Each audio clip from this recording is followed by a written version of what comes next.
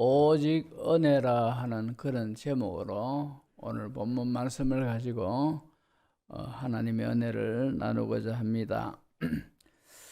오늘 본문 말씀이 요한복음 10장 27절에서 29절의 말씀인데, 이 한 구절 한 구절을 곰곰이 생각해 보면은 뭐 은혜가 크다, 이걸 그죠 우리가 느낄 수가 있습니다. 왜 그런가 하니까 27절을 보면 예수님이 내 양은 내 음성을 들으며 내 양이라 했습니다. 예수님이 너는 내 양이라는 거죠. 내 양. 예수님이 내 양이 있다는 거죠.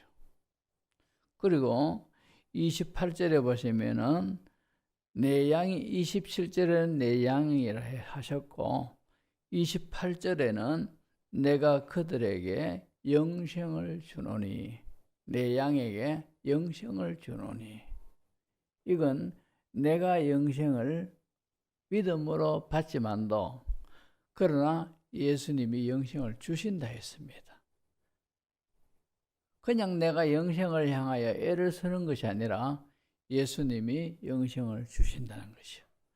27절에 내 양이라 하셨고 그 예수님의 양에게 내가 영생을 주노니, 그러면서 하반절에 보면은 내 손에서 빼앗을 자가 없다 했습니다.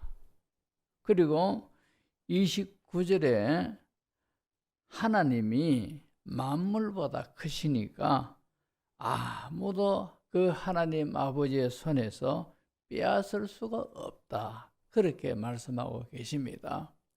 그러니까 우리는 다 이제 예수님의 양입니다. 그런 까닭에 예수님이 우리에게 영생을 주신 줄로 믿습니다.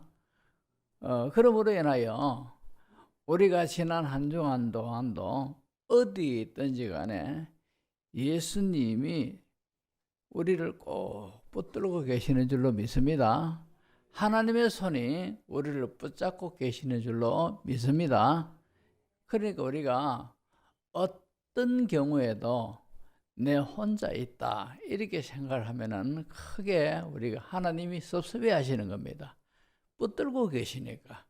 예수님이 나를 붙들고 계시고 하나님이 나를 붙들고 계신다 말입니다. 그러니까 어떤 환경과 어떤 처지에 있다 하더라도 우리는 예수님의 양이니까 예수님이 우리를 붙들고 계세요. 하나님이 우리를 붙들고 계신다 이 말입니다. 그러니까 어떤 세력이 온다 하더라도 하나님보다 큰 이가 어디 있겠습니까?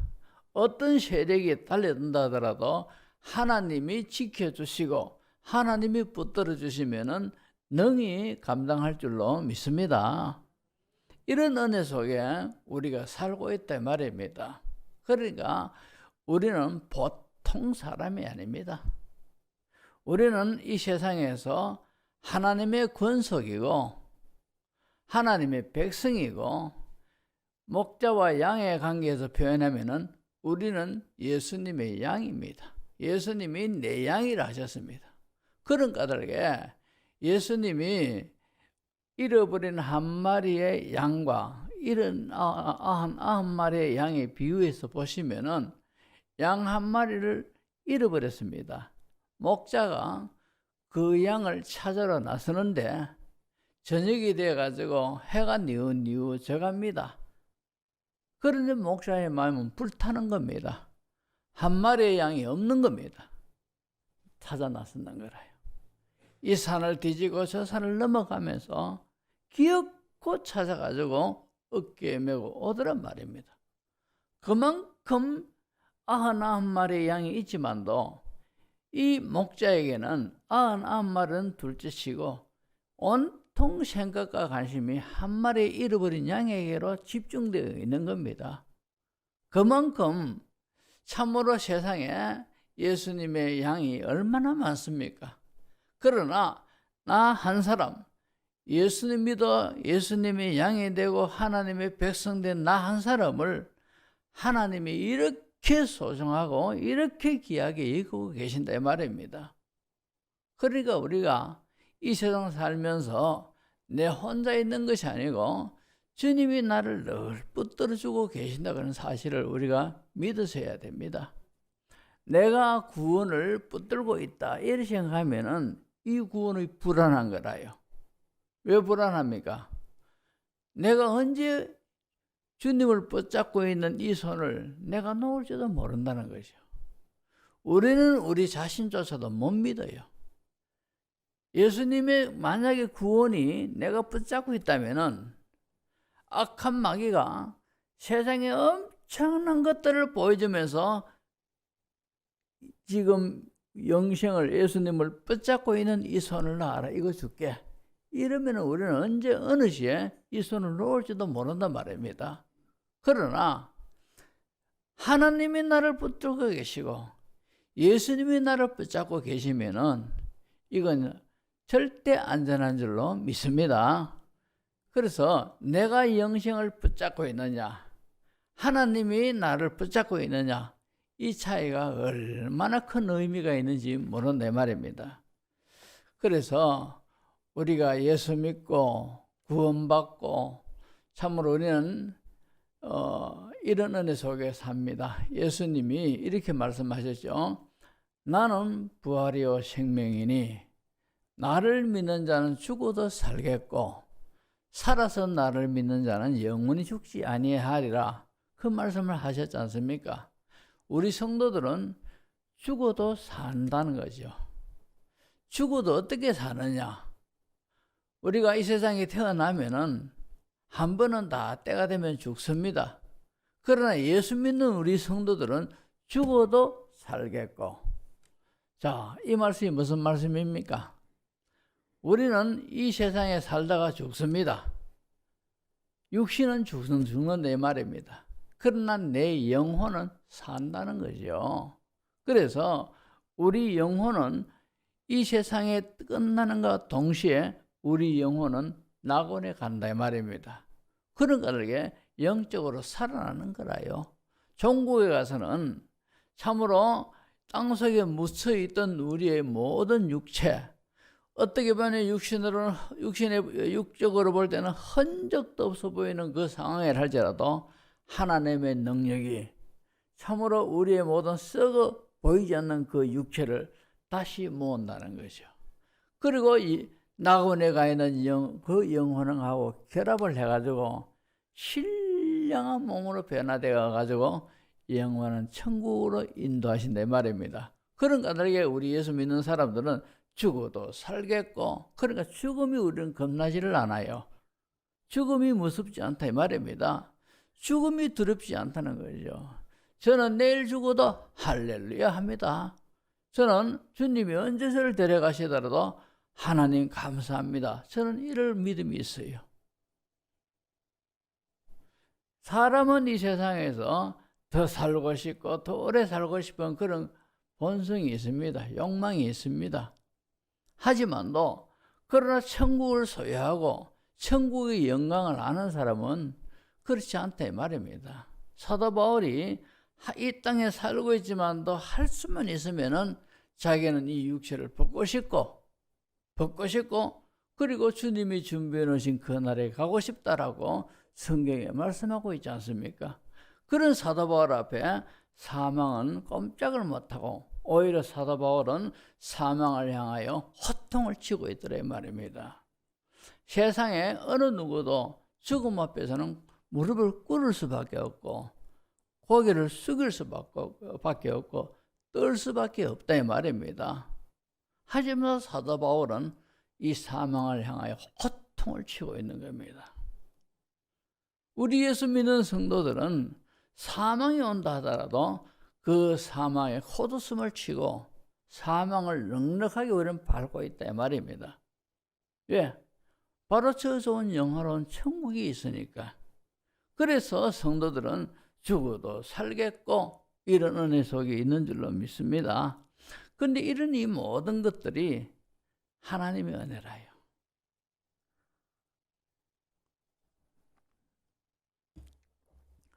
예수 믿고 참 우리가 영적으로 보면 영원히 죽을 수밖에 없는 죄인 아닙니까? 이런 죄인이 갈 곳은 지옥밖에 없어요. 지옥이 어떤 곳입니까? 성경에 표현하면은 영원한 유황불못이 이글거리는 못이라요. 그 속에 푹 빠지는 것이 바로 지옥이라요. 근데 사람이 불에 화상이 있고 이러면 죽지 않습니까? 그죠? 근데 지옥에는 죽음도 피해간다 했습니다. 그러나 그 지옥불의 그 모든 고통은 우리가 육체적으로 어떤 불에 당하는, 대의가지고 당하는 그런 고통을 똑같이 느낀다고 했습니다. 그러니까 이 지옥불에 들어가가지고 그 고통을 영원토록 죽지도 않고 당하는 것이 바로 이 지옥이다 이 말입니다. 그러니까 우리는 죄값으로 인하여 죽어서 지옥 갈 수밖에 없는 우리들인데, 이런 우리가 예수 믿어 구원받고 하나님의 자녀되고 예수님의 양이 되고 죽고 난 다음에는 죽어도 살겠고 영화로운 천국에 들어가는 이런 놀라운 은혜가 있고, 또 이 세상 살면서 예수님의 손이, 하나님의 손이 우리를 붙잡고 계신다 이 말입니다. 이런 은혜 속에 우리가 사는데 이 모든 것이 하나님의 은혜다 이 말입니다. 아멘. 자, 그것을 우리가 실감 있게 오늘 말씀을 통해서 살펴보겠는데요. 자, 우리가 지금 살펴보고 있는 내용이 요한복음입니다. 그죠? 요한복음의 내용을 쭉 보면은 크게 두 부분으로 이 내용이 구분됩니다. 자, 내용을 보면은 1장에서 10장까지 이렇게 구분이 되어지고 11장에서 마지막 장 21장까지 이렇게 크게 두 부분으로 내용을 보면은 그렇게 나눌 수가 있습니다. 근데 1장에서 10장까지의 내용은 예수님이 유대인들에게 약속된 자신이 메시아다는 사실을 예수님이 열심히 증명하는 그런 내용이 바로 요한복음 1장에서 10장까지입니다. 열심히 증명하는 것이 뭡니까? 교훈을 하시고 또 기적을 보여주시면서 너희들이 그토록 기다리던 메시아 구원자가 바로 나다, 이것을 증명하고 있습니다. 그리고 11장부터 21장까지는 이제 메시아이신 예수님이 죽으시는, 십자가에 죽으셔서 인류의 모든 죄를 다 담당하신 그리스도적 사명을 감당하는 그런 내용이 바로 11장부터 21장까지 그렇게 되어 있습니다. 우리가 흔히 요한복음을 포함해 가지고 마태복음, 마가복음, 누가복음 이렇게 사복음서를 가리켜서 사복음서라 이렇게 묻습니다. 그렇지만도 이 사복음서를 구분하면은 이제 마태복음, 마가복음, 누가복음 이 복음하고 또 요한복음을 따로 떼서 구분합니다. 그래서 이 요한복음을 또 이제 다르게 표현합니다. 이 마태복음, 마가복음, 누가복음을 또 요한복음 이 사복음을 우리가 공감복음이라 그렇게 말하기도 하고요. 그러나 이 세 복음서를 마태, 마가, 누가를 공감복음이라 합니다. 하지만도 요한복음은 공감복음이라 하지 않습니다. 왜 그런가 하는가? 이 공감복음이라 하는 것은 똑같은 그런 공통된 관점에서 보고 기록했다는 뜻에서 공감복음이라 합니다. 그래서 마태복음이나 마가복음이나 누가복음이 예수님의 출생부터 쭉 그렇게 그죠? 기록을 하고 있습니다. 그죠? 하지만도 요한복음은 달라요. 그죠? 예수님의 출생부터 요한복음은 기록하지 않습니다. 그러면은 요한복음은 왜 그죠? 이 순서대로 기록하지 않았느냐? 요한복음의 내용을 보면은요, 어떤 의미가 있는가 하니까 어떤 영적 의미를 위하여서 묶어가지고 기록해놓은 그런 것이 바로 요한복음입니다. 그래서 나머지 세 복음서와 상관없이 요한복음은 그런 식으로 내용을 묶어놓고 있습니다. 자, 1장에서 10장까지는 예수님께서 자신이 메시아로 이 땅에 오셨고 본인이 그리스도다. 너희들이 그토록 기다리던 구원자다. 하나님의 아들이다. 이 사실들을 교훈으로 기적을 베풀면서 이걸 증명하고 있습니다. 그렇지만도 이 유대인들이 못 믿어요. 물론 그 중에서 소수의 특별한 사람들은 예수님을 믿는 그런 일들이 있지만도 거의 대부분의 유대인들이 예수님을 안 믿더라 이 말입니다. 이 사실들을 깨닫게 하기 위해서 예수님이 이 아주 애를 쓰고 그런 것을 우리가 보게 됩니다. 어떤 사람은 이렇게 말을 하지요. 우리가 진리를 깨닫고 예수님을 믿기 위해서 힘쓰고 애써야 된다. 이렇게 표현하는 사람이 있습니다. 어떻게 보면은 맞는 듯 하지만도 그러나 정확하게 표현하자면은 이런 표현은 틀린 겁니다. 예수님은 처음부터 우리를 구원하시는 방법을 우리의 선택과 우리의 결정에 맡기지 않았습니다. 그렇지 않습니까? 그죠? 우리가 예수 믿는 것이 우리의 선택과 우리의 결정에 하나님이 맡기지 않으셨다는 거죠. 구약에 하나님께서 여러 민족 중에 이스라엘 민족을 선택하셨습니다. 왜 선택했습니까? 그들이 다른 민족보다도 탁월하고 뛰어나서 그렇게 선택을 입었습니까? 그것이 아니죠. 굳이 선택한 이유에 대해서 말하자면은 하나님의 사랑을 받았기 때문에 그렇습니다. 하나님의 사랑 가운데 이스라엘 민족은 선택을 받았는데, 근데 이 선택받은 것이 어떻게 보면은 인류 전체를 대신하여 샘플로서 이스라엘을 선택하셨다. 그렇게 우리가 표현할 수가 있습니다.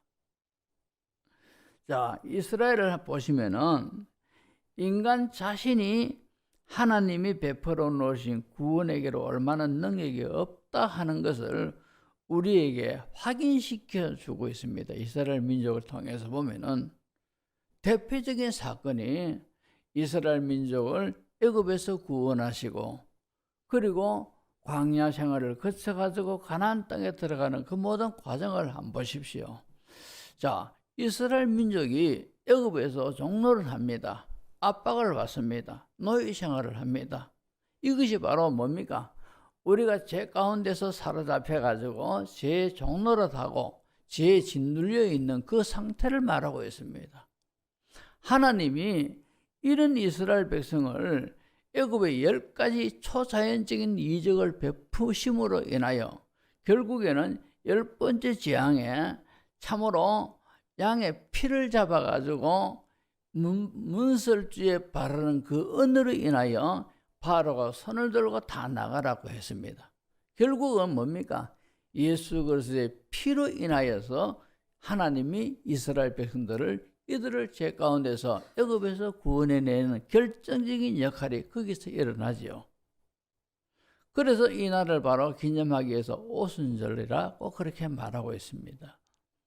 우리가 예수 믿고 구원받은 것이 우리가 열심히 투쟁을 해서 그래서 애굽에서 나온 것이 아니고 참으로 어린 양 대신 예수 그리스도를 믿음으로 인하여 우리는 애굽에서 나온 줄로 믿습니다. 자, 애굽에서 나온 것이 그러니까 이스라엘 백성들의 그 모든 노력에 의하여 선택에 의하여 나온 것이 아닙니다. 그죠? 하나님의 능력과 사랑과 희생과 은혜에 의해서 이들은 나오게 된 거라요. 자, 그리고 이제 이들이 인도받은 것이 바로 길이 없는 이제 홍해바다 쪽으로 인도를 합니다. 하나님이 그들을 인도했는데 처음에는 구원의 노래를 부르며 좋아했다가 이제 홍해바다 앞에서 금방 하나님을 원망하고 이스라엘 백성을 인도했는 모세를 원망을 하고 있습니다. 하나님이 그들에게 홍해 길을 열어주셔가지고 그 가운데를 통과하겠습니다. 홍해바다를 건넜습니다. 하나님 감사합니다. 이래놓고 금방 또 그죠? 뭐가 없으니까 또 불평하고 원망을 합니다. 이스라엘 백성들이 광야에서 한 이 반응이 어떤 것들입니까? 주로 원망하고 불평하는 이것으로 일관되게 이 광야 생활에서 이스라엘 백성들의 모습이 그렇더라 이 말입니다. 무엇이 없으면 무엇 때문에 원망하고, 부족하면 부족한 것 그것 때문에 원망하고, 급기야는 이제 이들이 홍해를 건너가지고 한 석 달쯤 돼가지고 시내산에 도착을 했습니다. 이제 시내산에서 하나님이 모세를 불러가지고 시내산 위로 올라오게 하시지 않습니까? 그래서 하나님에 의하여 모세는 시내산에 올라갔습니다. 이스라엘 백성들에게 내가 하나님의 부름에 의해서 올라가니까 기다리라 이렇게 하고 올라갔는데, 아니 하루가 지나고 이틀이 지나고 열흘이 지나고 30일이 지나고 이래도 모세가 내려오지 않습니다. 모세가 며칠 만에 내려왔습니까? 40일이 지나가지고 내려왔다 이 말입니다. 그죠? 그러니까 이 아론을 비롯해 가지고 밑에 시내산 밑에서 모세를 기다리던 이스라엘 백성들은 모세는 이제 부름에 올라가는데 죽었는지 살았는지 이제는 종족이 묘연하다. 자, 이제는 우리가 어떻게 해야 되느냐? 우리를 인도해낼 신을 만들자. 이래가지고 금붙이를 다 뽑아가지고 불 속에 집어넣어가지고 어떤 걸 만들었습니까? 금송아지를 만들었다 말입니다. 그리고 금송아지를 향해서 이제 말하기를, 금송아지 너가 우리를 애굽에서 구원하고 여기까지 인도해낸 하나님이다. 이렇게 이름을 붙입니다. 이런 모습을 보면서 이스라엘 백성들의 그 근본은 그들이 선택하고 그들이 하나님을 믿을 만한 그런 근거가 하나도 없는 민족이라는 거죠. 그들이 하나님을 구원을 향하여 참으로 간절히 하고 그들이 구원을 붙잡을 만한 그런 근거와 사실이 없다는 거죠. 그것을 보여주고 있습니다.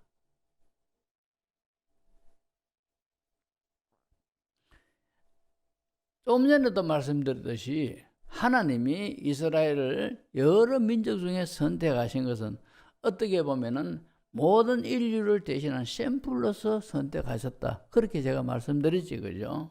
그러니까 이 이스라엘이 자신들의 그 모든 근본으로서는 하나님을 절대 믿을 수가 없고 구원을 받을 수가 없는 그런 요소가 하나도 없다는 거죠, 그죠? 이처럼 인류 모든 전체가 다 그렇다는 거죠.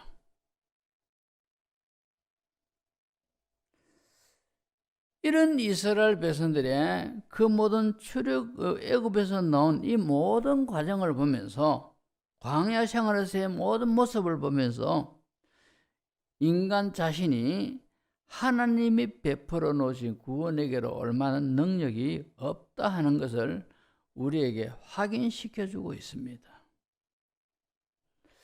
요한복음 10장 22절에서 24절을 보시면은 예루살렘의 수전절이 이르니 때는 겨울이라 예수께서 성전 안 솔로몬 행각에서 거니시니 유대인들이 에워싸고 이르되 당신이 언제까지나 우리 마음을 의욕하게 하려 하나이까 그리스도이면 밝히 말씀하소서 이렇게 합니다. 왜냐하니까 예수님이 이제 세상에 나타나셔가지고 말씀을 전가하십니다.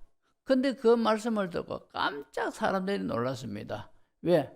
이 말씀 메시지가 보통 그 랍비들이, 제사장과 그리고 서기관들이, 율법사들이 회당에서 가르치는 이런 메시지하고는 질이 다르더라는 것이죠. 권위가 있더란 말입니다. 그 권위 있는 말씀을 듣고 그들이 깜짝 놀랍니다. 이런 능력을 누가 줬느냐는 거죠. 그리고는 예수님이 그들 앞에서 사람이 행할 수 없는 그런 이적을 얼마나 많이 행하셨습니까? 이런 이적들을 보여주시면서 그런 권능 있는 말씀을 하시는 것이 그들에게 내가 메시아다, 이것을 지금 증거하고 실제적으로 보여주고 계시는 거라요. 그런데도 이런 사실들을 수없이 보고 듣고 또 보고 듣고 이랬지만도 이들이 예수님을 그리스도인 줄 모르는 겁니다. 못 믿는 겁니다. 그래서 오늘 본문에도 하도 궁금증이 생기고 뭔가 조금 저 사람은 보통 사람이 아니다 하는 것은 감은 잡히지만도 메시아다는 것을 모르기에 그저 가슴만 답답한 겁니다. 그래서 당신이 그리스도이거든 밝히 우리에게 알려주소서, 이렇게 말을 하더라 이 말입니다. 모른다 이 말입니다. 들려서도 모르고 보여서도 모르더라는 거죠. 예루살렘 성전을 우리가 봐도 우리가 그런 것을 깨닫게 하고 있습니다. 예루살렘 안에 성전이 있습니다. 그죠?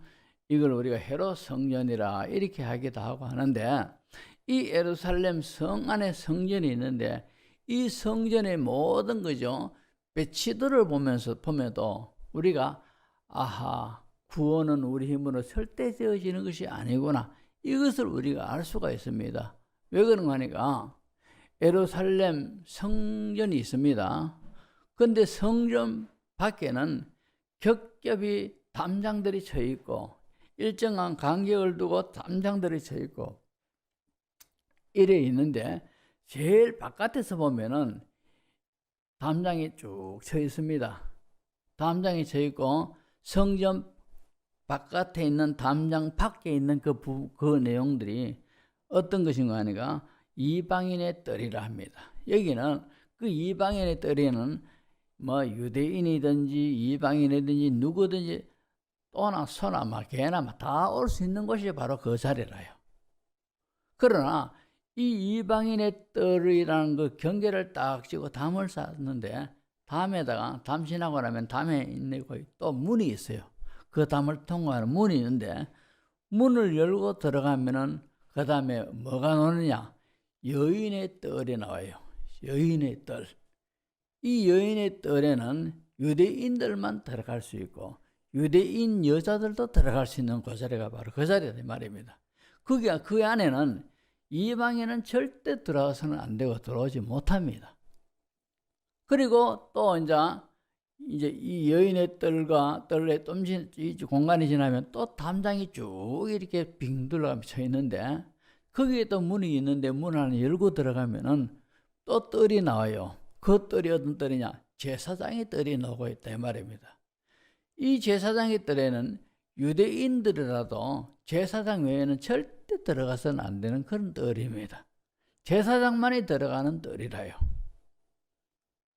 그리고 이제 또 담이 쳐 있고 그 담에 있는 그 문을 열고 들어가면 비로소 성전이 있는 겁니다.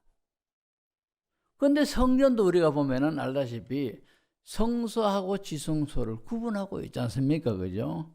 이 성소에는 제사장만이 들어올 수 있는 그런 곳이래요. 아무나 못 들어온다 말입니다. 근데 지성소는 제사장도 못 들어가요. 그러면 이 지성소 안에는 뭐가 있느냐? 언약궤가 있습니다. 언약궤 위에는 하나님의 영광이 가득하다 했습니다. 언약궤를 보면은 언약궤 양쪽 모퉁이에 천사의 모형의 조각이 있습니다. 그 천사의 모형이 각각 이제 이 언약궤 중앙을 향해서 손을 이래 가지고 있는 그런 형상의 조각입니다. 그리고 저쪽 끝에도 언약궤가 이쪽을 향해 있고 이쪽 언약궤 끝에도 천사상이 이래 되어 있습니다. 무엇을 이게 지금 가리키고 있고 찬양하는 그런 모습이라요. 그러면은 뭡니까? 언약궤 중앙에 하나님이 거기 계신다. 이스라엘 백성들을 그렇게 여기고, 실제적으로 구약에 보면은 이 언약궤 위에 하나님의 영광이 가득하더라 했습니다. 하나님의 임재하심이 거기 있더라 이 말입니다. 그런 구약의 말씀을 근거로 해가지고 이 성소 안에는 그렇게 언약궤 위에 그런 식으로 이제 조각을 해놨고, 또 이스라엘 백성들이 전부 다 이 언약궤 안에 하나님의 임재가 있다 이렇게 믿었습니다. 근데 이 언약궤 안에는 대제사장만이 들어갈 수가 있어요. 이 휘장 지성소 안에는. 근데 지성소 안에도 대제사장이 들어갈 수가 있다고 해서 지나게나 들락날락 하는 것이 아니고 대제사장도 1년에 한 번만 들어갈 수 있는 그런 기회가 주어지는데 언제 들어가느냐? 대속죄일이 있습니다.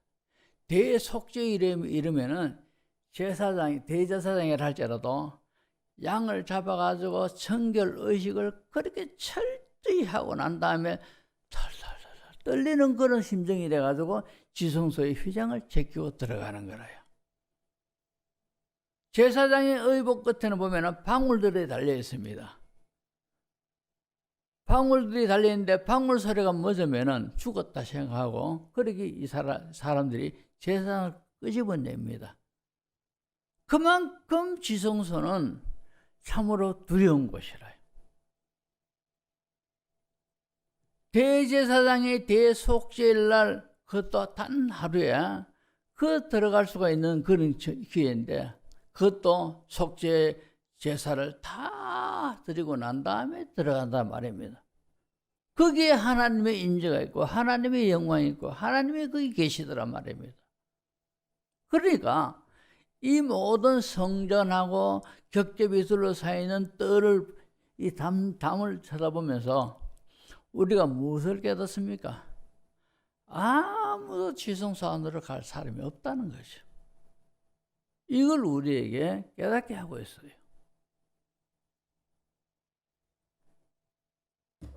인간이 어떤 수단과 방법과 세상에 어떤 지위를 가진 사람이라 할지라도 이 지성소 안에 못 들어간다 이 말입니다. 다시 말해서 구원이 어떤 사람이라도 이 구원을 자신들이 참으로 구원을 받을 만한 그런 자격이 없고 능력도 없고 방법도 없다 이 말입니다. 그런데 지금 저와 여러분들은 이 구원을 떡 받아가지고 할렐루야 하고 하나님 아버지 하고 지금 노래하고 찬양하고 있다 이 말입니다. 지금 이렇게 예배드리고 있습니다. 예배드리는 것도 보통 사람이 못 들어요. 구원받은 백성들이기 때문에 이 시간에 예배드릴 수가 있다 이 말입니다.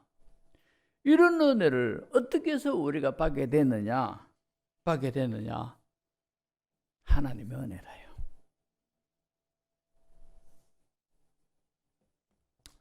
자, 오늘 본문에 보면은 예수님이 솔로몬 행각에 거닐고 계신다고 했습니다. 이 솔로몬 행각에 거닐고 계시면서 이 솔로몬 행각에서 하시는 말씀이 바로 오늘 본문의 말씀이다 이 말입니다. 보십시오.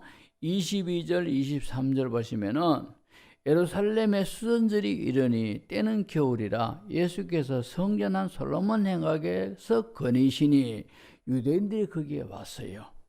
그리고는 당신이 참으로 그리스도이거든 밝히 말하소서 이렇게 물으니까 예수님이 쭉 하시는 말씀이 너희는 내 양이 아니므로 믿지 않는도다. 내 양은 내 음성을 듣고 나는 그들을 알고 그들은 나를 따르느니라.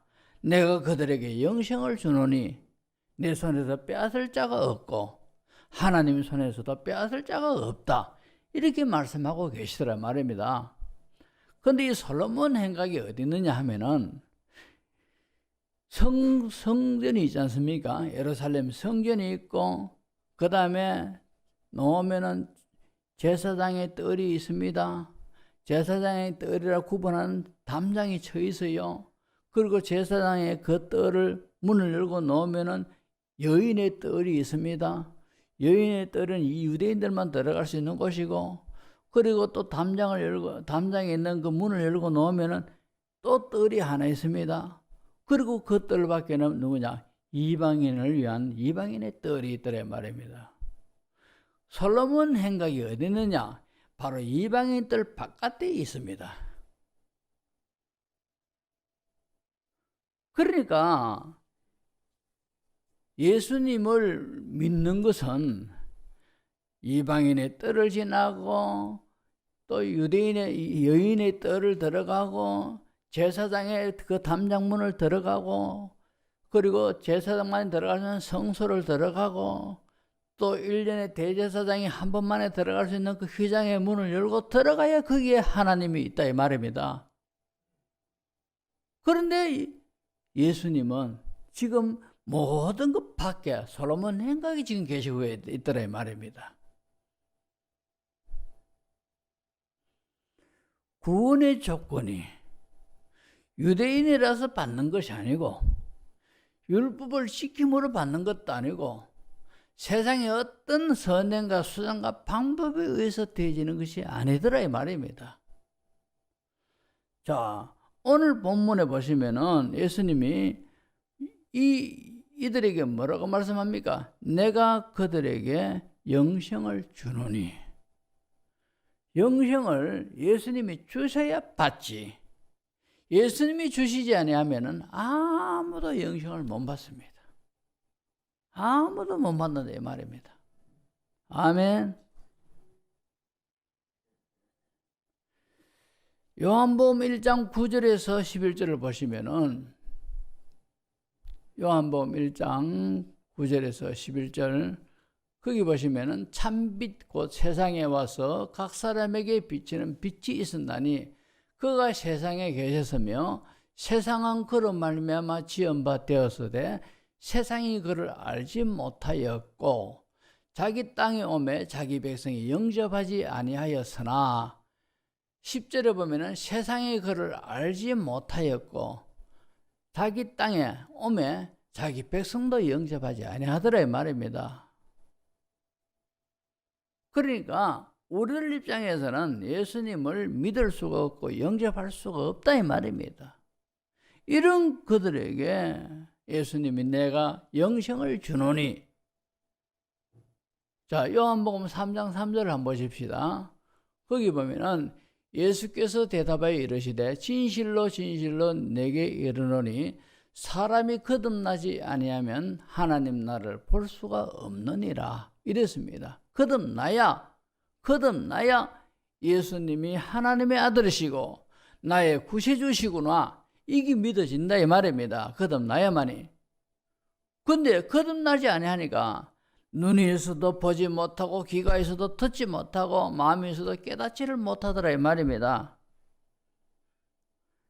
자, 요한복음 6장에 보면은 보리떡 5개와 물고기 2마리를 가지고 5,000명을 먹이고 12강주를 남는 그런 이적을 예수님이 행하셨습니다. 자, 이 이적을 행하신 것은 2가지 의미가 있습니다. 하나는 내가 메시아다는 거죠. 내가 하나님이다. 이걸 증명하는 한 사건이고 또 하나는 내가 영생을 주는 떡이라는 거죠. 이렇게 이적을 행하신 것이 내가 그리스도고 너희에게 영생을 주는 이다. 이걸 교훈해주고 깨닫게 하기 위해서 예수님이 그 기적을 행하셨다 이 말입니다. 그런데 사람들은 이 사실을 모르고 야, 예수님 따라다니면 먹을 것 걱정 없다 이래가지고 또 예수님을 찾아왔어요. 그러니까 예수님이 뭐라고 말씀하십니까? 요한복음 6장 26절을 보시면은 이렇게 말씀하세요.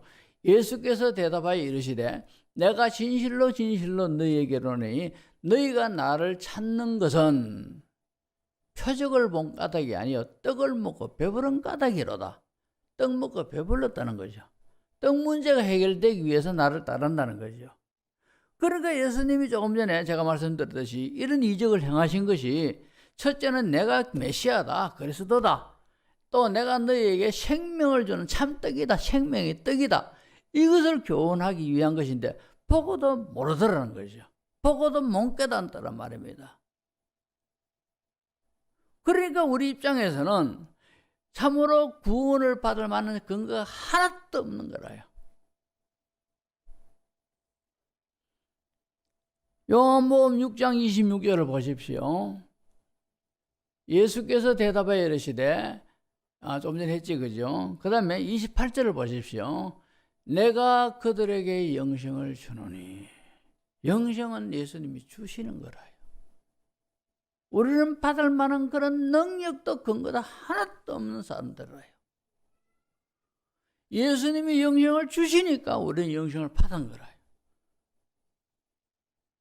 그러니까 나의 나 된 것이 다 하나님의 은혜죠. 우리가 하나님의 자녀가 됐습니다. 우리는 예수님을 믿어 죄짐을 벗었습니다. 이제는 지옥이 우리에게 기다리는 것이 아니라 천국이 우리에게 기다리고 있습니다.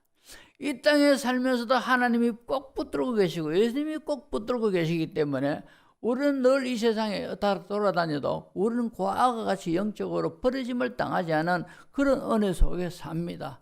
하나님이 우리를 눈동자처럼 지켜주고 우리의 모든 형편과 처지를 알고 계심에 우리가 그 하나님에게 의지하고 의뢰하고 그 하나님과 바른 관계 속에 있으면 하나님이 다 책임져 주시는 그런 복을 주시겠다고 약속을 하셨습니다. 이런 은혜를 어떻게 해서 되어졌느냐? 하나님이 붙들어주고 계시기 때문에 그렇다 이 말입니다.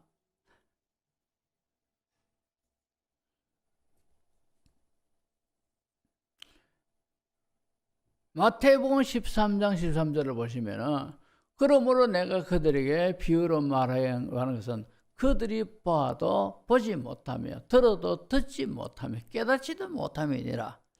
거듭나지 아니하고 하나님께서 깨닫게 하지 아니하시면은 봐도 보지 못하고 들어도 듣지 못하고 마음으로도 못 깨닫는다 이 말입니다. 이게 우리들의 모든 모습이라요. 이런 우리에게 예수님이 찾아오셔가지고 내가 네게 영생을 주노니 이래가지고 우리가 예수 믿게 됐다 이 말입니다. 이 세상에서 예수 믿는 것보다 큰 축복이 어디 있습니까? 아무것도 없어요. 아래게 제 카톡의 프로필에 글을 제가 썼어요. 초로 인생 복된 흔적 남기자 일어났습니다. 그걸 써서 남긴데 초로 인생이라요. 우리는 풀 같은 인생이요 이슬 놓자 이슬처럼 반짝에다가 금방 해 뜨면 사라지는 그런 인생이 돼 말입니다. 그래서 이제 복된 인생 살다가 가자, 복되게 살다가 가자 그런 뜻으로 제가 그렇게 했는데 우리는 그런 인생들이라요. 영생은 예수님이 주시는 것인 줄로 믿습니다. 다시 말해서 구원이 어떻게 철저히 우리로부터 조건과 근거가 시작이 될 수가 없고 하나님 쪽으로부터 모든 것이 되어진다 말입니다. 그런데 조금 전에 말씀드렸듯이 오늘 본문에서도 이 구원이 내가 붙잡고 있으면 불안해요. 내가 언제든지 나를 놓을 수도 있으니까 이 손을. 그러나 예수님이 붙잡고 있다 말입니다. 하나님이 붙잡고 있다 말입니다. 그러니까 우리 구원은 흔들리지 않는다 말입니다. 아멘. 자, 구원받은 백성에게 하나님이 기가 막힌 은혜를 약속하셨어요. 이사야 43장 1절 2절을 보십시오. 한번 읽어보십시다. 시작.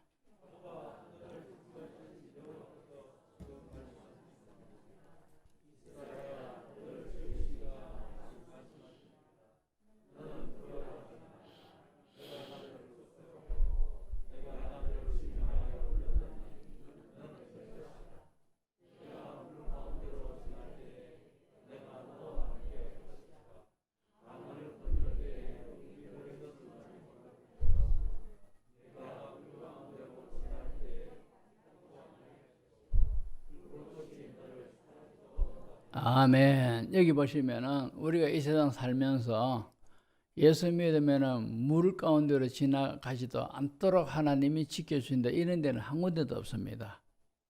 우리가 불 가운데로 지나가지 않도록 해주겠다. 이런 데는 한 군데도 없어요. 예수 믿는 사람이나 예수 안 믿는 사람이나 물 가운데 지나갈 때가 다 있습니다. 불 가운데로 지나갈 때가 있다 이 말입니다. 물이라든가 불이라든가 무엇을 상징합니까? 어려움을 말하고 있습니다. 힘든 그런 시기를 말하고 있다 이 말입니다. 문제를 만날 수가 있다 이 말입니다. 그런데 우리 예수 믿는 성도들에게 하나님 말씀하시기를 물 가운데 지날 때 내가 너와 함께 하겠고 강을 건널 때 물이 너를 침몰하지 못하게 하겠다는 거죠. 또 불 가운데 지날 때에도 타지도 아니하도록 하겠다는 거죠. 심지어는 불꽃이 너를 사라지도 못하게 하겠다는 겁니다.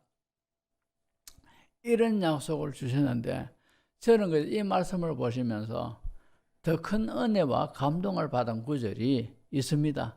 어디 있느냐? 1절에 야곱아 하는 이 구절하고 이스라엘아 이렇게 부른 이 두 구절에서 저는 큰 믿음의 담대함이 생기더라고요. 왜 그러냐? 야곱과 이스라엘은 똑같은 인물입니다. 구약에. 그죠? 맞죠? 이삭의 아들 야곱입니다. 근데 야곱이 처음에는 얼마나 자기가 참 이삭이라는 믿음 좋은 아버지 밑에서 태어났고 신앙교육도 받았지만도 그러나 그가 하는 모든 생활 방식이 전부 다 불신자처럼 그죠? 하나님 이름을 부르면서도 늘 불신자처럼 그렇게 자신의 수단과 방법으로 그렇게 살았다 말입니다. 야곱처럼. 우리 흔히 저거 야곱 같다 이렇게 하지 않습니까? 그런 믿음 없는 믿음 약한 그런 모습으로 살았다 말입니다.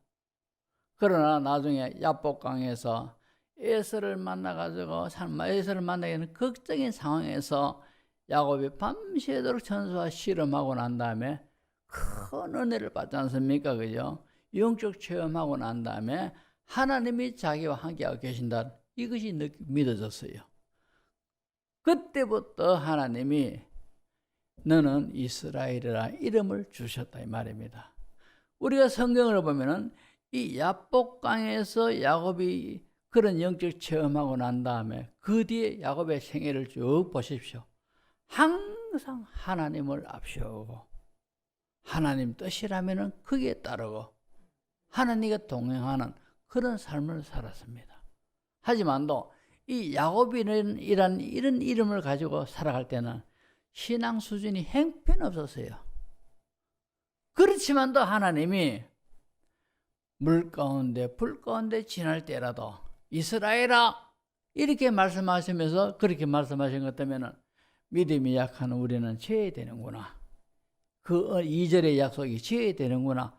이렇게 싶으지만도 1절에 야곱아 이렇게 말씀하시면서 그 다음에 또 이스라엘아 이렇게 말씀하시면서 2절 말씀에 물 가운데 지날 때 물이 너를 침몰치 못하고 강이 너를 침몰치 못하게 하고 불 가운데 지날 때 불이 너를 타지도 못하게 하겠다는 거죠.